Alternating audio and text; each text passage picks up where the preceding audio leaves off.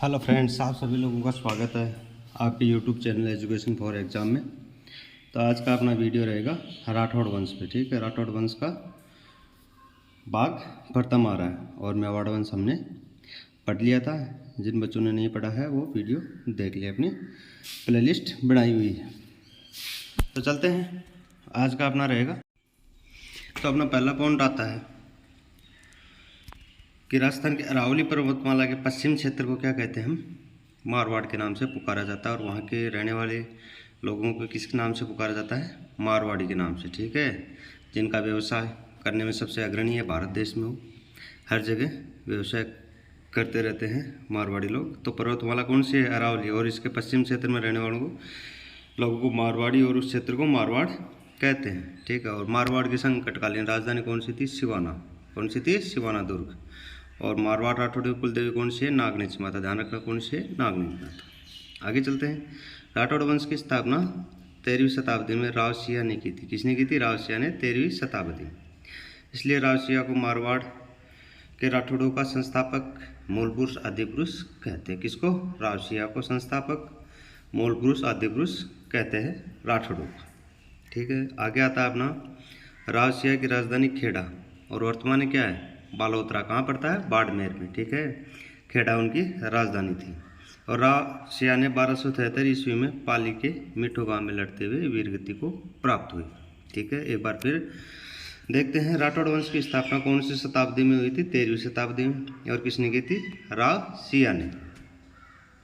तो रावसिया को इसलिए मारवाड़ के राठौड़ों का संस्थापक, मूल पुरुष, आदि पुरुष कहते हैं। और रावसिया की राजधानी खेड़ा और वर्तमान बालोतरा, बाड़मेर। और रावसिया 1273 ईस्वी में पाली के मिट्ठू गांव में लड़ते हुए मारे गए। चलो आगे चलते हैं। राव दुहड़ ने, आगे आते हैं कौन? राव दुहड़। तो राव दुहड़ ने बाड़मेर के नागाना गांव में कुलदेवी नागनेची माता का मंदिर बनवाया। ध्यान रखना, नागनेची माता का मंदिर किसने बनाया था? राव दुहड़ ने। कहाँ पर? नागाना गाँव में। ठीक है, इसलिए इसे नागनेची माता का नाम पड़ा। आगे आते हैं लोक देवता पापूजी। इनके छोटे भाई क्या नाम था? धांधल के पुत्र थे। धांधल के पुत्र कौन थे? पापूजी।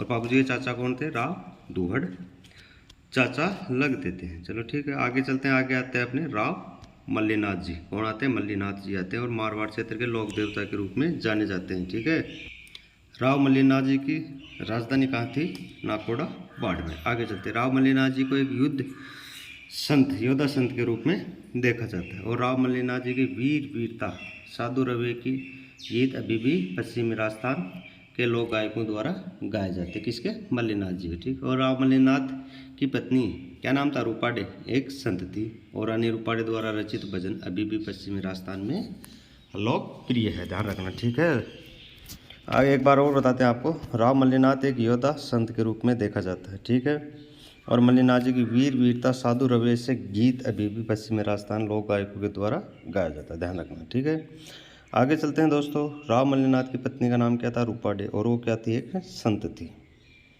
और उनके गीत अभी भी गाए जाते हैं। किसके? मल्लीनाथ जी का। आगे चलते हैं तो आगे आता है अपना राव।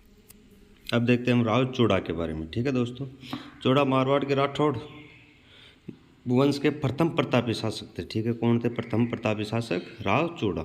चूड़ा प्रत्यारों की इंदा शाखा के राजा पुत्री किशोर कवरी से विवाह किया था। किससे किया था? किशोर कवरी से।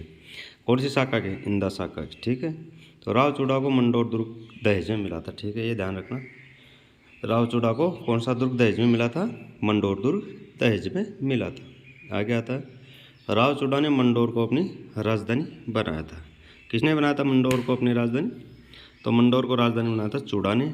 और राव चूड़ा को मंडोर दुर्ग दहेज में मिला था। ठीक है, और ये प्रतापी शासक था प्रथम राठौड़ वंश का। आगे राठौड़ वंश का राव चूड़ा ने रानी किशोरी कंवरी के कहने पर अपने छोटे पुत्र कान्हा को उत्तराधिकारी बनाया, जबकि बड़ा पुत्र कौन था? रणमल राठौड़ था। ठीक है दोस्तों, कौन था बड़ा? रणमल राठौड़। पर किशोर कंवरी के कहने पे कान्हा को उत्तराधिकारी बनाया। और रणमल राठौड़ ने अपनी बहन कौन थी? हंसाबाई का विवाह सशर्त राणा लाखा से कर दिया। किससे? राणा लाखा से कर दिया। और हंसाबाई ने मोक्कल को जन्म दिया था। ठीक है, और कौन सी शर्त थी? कि मेरी बहन से जो पुत्र पैदा होगा वो मेवाड़ का राजा बनेगा। ये शर्त रखी थी रणमल राठौड़ ने। किसके साथ? राणा लाखा के साथ। ठीक है, आगे देखते हैं। रणमल राठौर ने अपने भांजा मेवाड़ के मोक्कल की सहायता से कान्हा को पराजित किया। ठीक है, किसको? कान्हा को, अपने छोटे भाई को, जो मारवाड़ पे राज करता था। ठीक है, और मारवाड़ का राजा बन गया। ठीक है, कौन बना था? रणमल, कान्हा को हरा के। रणमल व रानी कोमरदे ने राव जोधा को जन्म दिया था। ध्यान रखना, राव जोधा के माता और पिता क्या नाम था? रणमल और कोडम दे। राव जोधा ने 13 मई 1459 में करणी माता के आशीर्वाद से जोधपुर को बसाया था। डेट याद रखना, कब बसाया था? 13 मई 1459 को करणी माता के आशीर्वाद से राव जोधा ने जोधपुर नगर बसाया था। और राव जोधा की रानी जसमादे ने रानीसर तालाब का निर्माण करवाया था। रानीसर तालाब का निर्माण किसने करवाया था? राव जोधा की रानी जसमादे ने। ठीक है दोस्तों, और राव जोधा के माता पिता का नाम पता है आपको, रणमल और कोडमदे था। और अपने भांजा की सहायता से रणमल राठौर ने किसको जीता था? मारवाड़ को जीता और मारवाड़ का राजा बना था। आगे चलते हैं राव जोधा के बारे में। राव जोधा ने जोधपुर में सन 1459 में चिड़िया टूक पहाड़ी पर मेहरानगढ़ दुर्ग का निर्माण किया। कौन से दुर्ग का? मेहरानगढ़।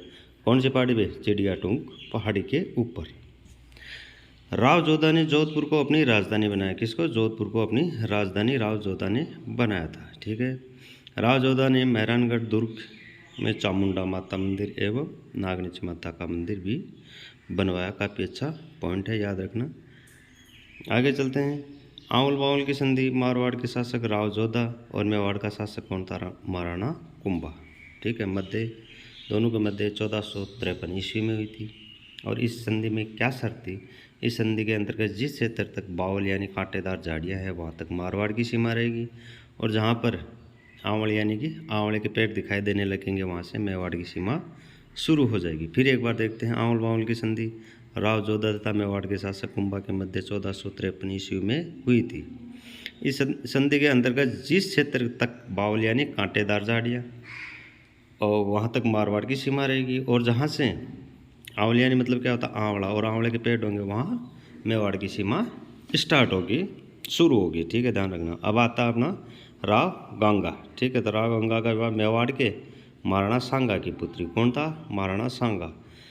अच्छा शासक था महाराणा सांगा। उनकी पुत्री कौन थी? पद्मावती से हुआ था गंगा का विवाह। राव गंगा के पुत्र मालदेव। ठीक है, गंगा का पुत्र कौन था? मालदेव। ये भी अच्छे शासक हुए थे, इनके बारे में आगे बढ़ेंगे। इनको महल की खिड़की से गिराकर इनकी हत्या कर दी गई, इसलिए मालदेव को मारवाड़ का पितृहंता कहा जाता है। ठीक है, और मेवाड़ का पितृहंता किसे कहा जाता है और भीष्म पितामह किसे कहा जाता है? बताना, आपको उस वीडियो में बता रखा है मेवाड़ के राजवंश। आगे चलते। राव गंगा 1527 ईस्वी में खानवा के युद्ध में अपने पुत्र मालदेव के साथ सांगा की सहायता की थी। ठीक है, किसकी सहायता की थी? सांगा की। क्यों? क्योंकि वो उनके ससुर थे, इसलिए उनकी सहायता की थी और अपने पुत्र को मालदेव को भेजा था खानवा के युद्ध में। ठीक है दोस्त, और खानवा का युद्ध कहाँ हुआ था? भरतपुर में हुआ था खानवा का। ठीक है दोस्तों, ये क्षेत्र कहाँ पड़ता है? भरतपुर में पड़ता है खानवा का। चलो आगे चलते हैं। अब बढ़ते हैं मालदेव के बारे में। राव मालदेव हसमत वाला शासक, मतलब शक्तिशाली शासक कहा जाता था। ठीक है, और फरिश्ता एवं बदायूं ने राव मालदेव को भारत का महान पुरुषार्थी राजकुमार कहा गया। ठीक है, महान पुरुषार्थी राजकुमार किसे कहा गया? मालदेव को। और किसने कहा था? फरिश्ता और बदायूं ने कहा था।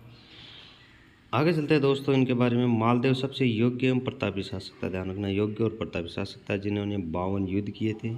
52 युद्ध के विजेता और 18 परगनों के रूप सर्वश्रेष्ठ माना गया।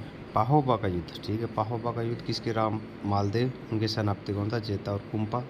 और 1541 में पाहोबा साहेबा के युद्ध में बीकानेर के राव जेत सिंह को हराया था। ठीक है, किसको हराया था? राव जेत सिंह को हराया था। आगे युद्ध आएगा इनका सुमेलगिरी। तो सुमेलगिरी के बारे में पढ़ते हैं। 5 जनवरी 1544 में जैतारण कहाँ पर था? पाली के निकट गिरी सुमेल या सुमेलगिरी के युद्ध में शेरशाह सूरी की बड़ी कठिनाइयों से मालदेव की सेना को पराजित किया। ठीक है, ये युद्ध शेरशाह सूरी आसानी से नहीं जीत पाया था। तब शेरशाह सूरी ने कहा कि एक मुट्ठी भर बाजरे के लिए मैं हिंदुस्तान की बादशाहत खो देता। ठीक है, ये ध्यान रखना है, जो एक कहावत है, एक मुट्ठी भर बाजरे के लिए हिंदुस्तान की बादशाहत खो देता है, बहुत बार एग्जाम में आया हुआ है, इसका ध्यान रखना। किसने कहा था? शेरशाह सूरी ने। कौन से युद्ध में कहा था? गिरी सुमेल का। कब हुआ था? 5 जनवरी 1544 ईस्वी में हुआ। इस युद्ध में मालदेव के जेता और कुंपा दोनों सेनापति मारे गए और मालदेव वापस जोधपुर लौट गए। ठीक है, आगे चलते हैं। बीकानेर के राव कल्याणमल ने गिरी सुमेल के युद्ध में शेरशाह सूरी की सहायता की। ठीक है, किसकी सहायता की थी? शेरशाह सूरी। किसने? बीकानेर के राव कल्याणमल ने। क्यों? क्योंकि राव जेत सिंह को मालदेव ने हराया था, तो उनको दुश्मनी थी, तो वो कल्याणमल ने किसका साथ दिया था? शेरशाह सूरी का साथ दिया था। आगे देखते, राम मालदेव का विवाह जैसलमेर के शासक, क्या नाम था? लूण कर्ण की पुत्री, क्या ना, उमादे या रूठी रानी के साथ हुआ था। रूठी रानी का दूसरा नाम क्या था? उमादे। ध्यान रखना, उमादे को रूठी रानी के नाम से इतिहास में प्रसिद्ध हुई है। आगे चलते, मालदेव ने जो किलों का निर्माण कराया कौन कौन से? मालकोट। तो मालकोट का किला मेड़ता, ठीक है, और कौन से ज़िले में मेड़ता? नागौर ज़िले में पड़ता है। पोखरण का दुर्ग जैसलमेर में, पता है पोखरण का, तो आप लोग। और जो शेरगढ़ दुर्ग है, ये कहाँ है? धौलपुर में। इनका निर्माण किसने करवाया था? ये मालदेव ने करवाया था। ध्यान रखना, 3 किलो। अगला पॉइंट देखते हैं। राव मालदेव ने अपने पुत्र रावचंद्र सेन को उत्तराधिकारी बनाया। तो उनके 2 पुत्र थे, वो नाराज होकर, क्या नाम था पुत्रों का? राम एवं उदय सिंह अकबर के दरबार में चले गए। तो चलो ठीक है दोस्तों, हम आज का वीडियो को यहीं ख़त्म करते हैं और आगे दूसरा वीडियो बनाएंगे, उसमें हम रावचंद्र सेन और उनके आगे वाले वंश के बारे में पढ़ेंगे। ठीक है दोस्तों, जय हिंद, जय भारत।